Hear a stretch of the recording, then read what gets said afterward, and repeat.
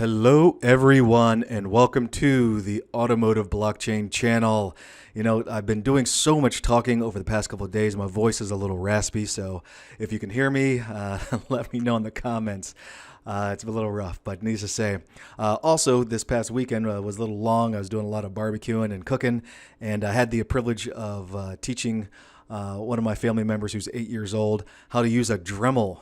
And we dremeled out some cast iron pans and pots down to the bare cast iron so that we can season them up again. So, you know, you got to teach these kids these days on how to do things properly. All right. Anyway, let's get into this video. I just want to send a quick thanks out to all of those of you who have subscribed. I really do appreciate it. Love dub from my heart goes out to you.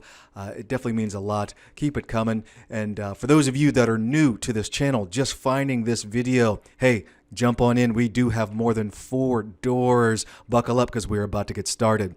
All right. So today we are going to be talking about Honda. Honda claims it will be the first to mass produce level 3 self-driving cars. Okay. And I know some of you may be thinking, well, wait a minute, what in the world is level 0? We'll get to that in a second. So what they're looking to do is to mass produce level 3 self-driving cars in the new Honda Legend rolling out. This particular article starts off by saying virtually every semi-autonomous car you've seen on the road today, including those wonderful Teslas, Autopilot, uses what they call level 2 self-driving, which may save you from steering or hitting the accelerator, but they're not going to make any decisions for you, okay? What Honda is proclaiming, they're saying that they want to be the first to mass produce cars with level 3 self-driving. So as you see here in the article, I'm just going to highlight it real quick. Oh, wow, it highlights in purple. Level 3 self-driving and level 2 self-driving. So what are the differences? Let's dive into that for a quick moment just so you can see. I'm coming over here to cars.usnews.com where they have some quick descriptions on what those are. So everyone is familiar with level 0. 90% of you that are listening to this video right now, more than likely are driving level 0 or level 1. Level 0 means that your car is always under human control, and pretty much you're like a Flintstones mobile. You are using pretty much all of your motor skills to direct the car to where it needs to go. It will have some audible alerts, such as sensors when you're backing up, or maybe some collision warning systems, but that's about it. Level 1 vehicles may include things like adaptive cruise control. The safety features are capable of providing a small degree of steering, accelerating, or braking input. However, pretty much you got to stay focused on the vehicle. Otherwise, you know, it's not going to be good for you.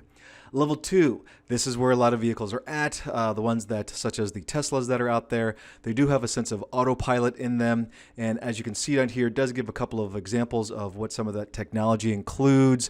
And these are the active safety features. So they have onboard cameras and radar that could keep you maybe in lane, like lane keep assist.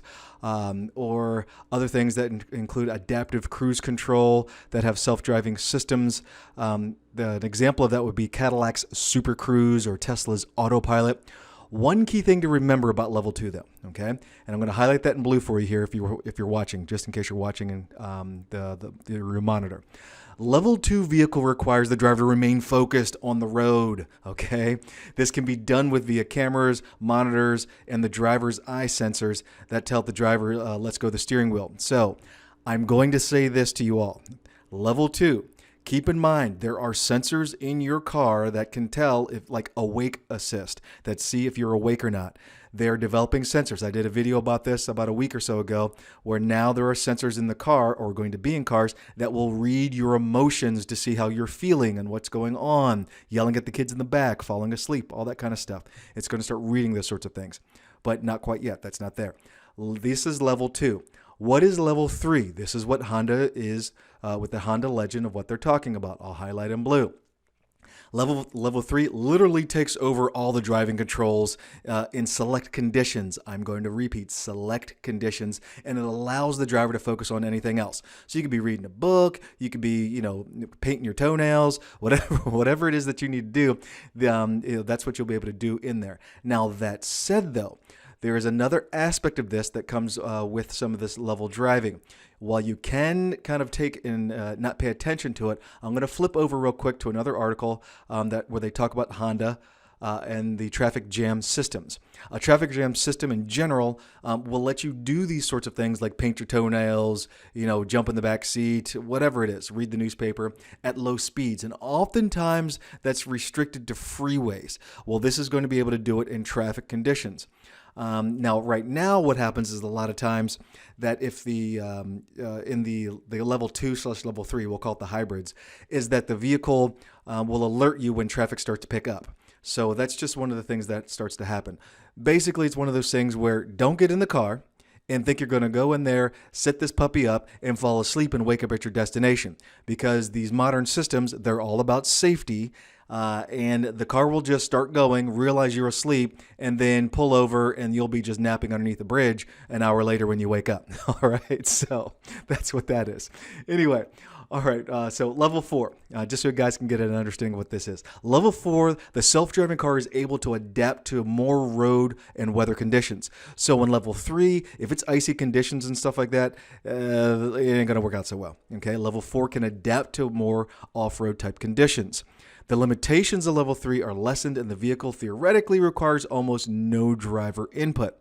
So if you decide to go do some off-roading and you're going across some rocky terrain, it takes a lot of input from the driver with that to read all the various conditions, because the sensors are not going to see around everything that you think they're going to.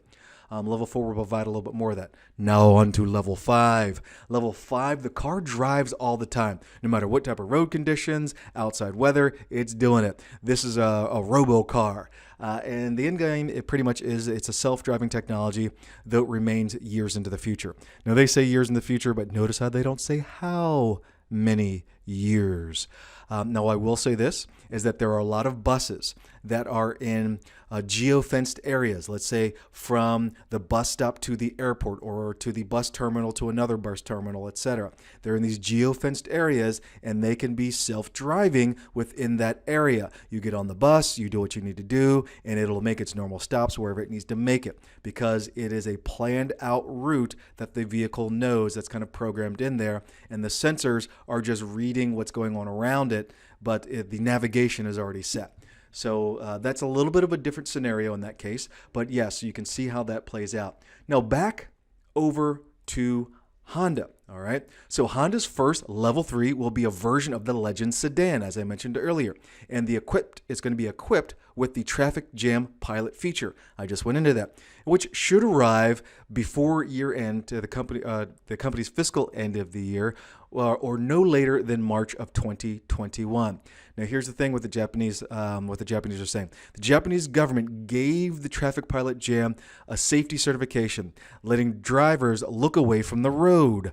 Honda had to meet multiple standards, including promises of 6 months of automated driving data record and an automated driver sticker. All right. This is what I want everyone here to pay attention to. All right. The TrafficJam Pilot.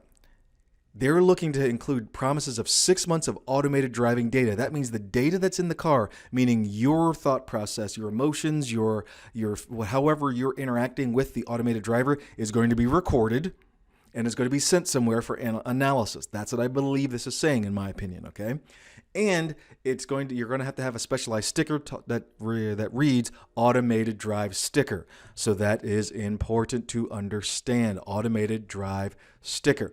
Now, this is the first production level car to offer claims of level 3 driving. I am just going to say to you that this is not over here in the United States, obviously, yet. In different parts of the world, it will be. It's going to be interesting to see how different countries adapt to this. I can imagine that you have these easy pass lanes like they do over here in the U.S., where it has 2 or 3 lanes designated for high mileage vehicles. High MPG vehicles or electric vehicles. This will probably go into the same vein of that, as that they'll have special lane access into these easy pass type lanes. So that's what I would like to see, and that I think that would probably be the safest for those particular vehicles. But anyway, you guys can make the assessment on that. All right, so that wraps up this video. Let me know what you think of this new Honda Level 3 vehicle and the autonomous driving experience that is associated with that. Post it in the comments. Do not forget to like and also subscribe. And I look forward to seeing you in the next video.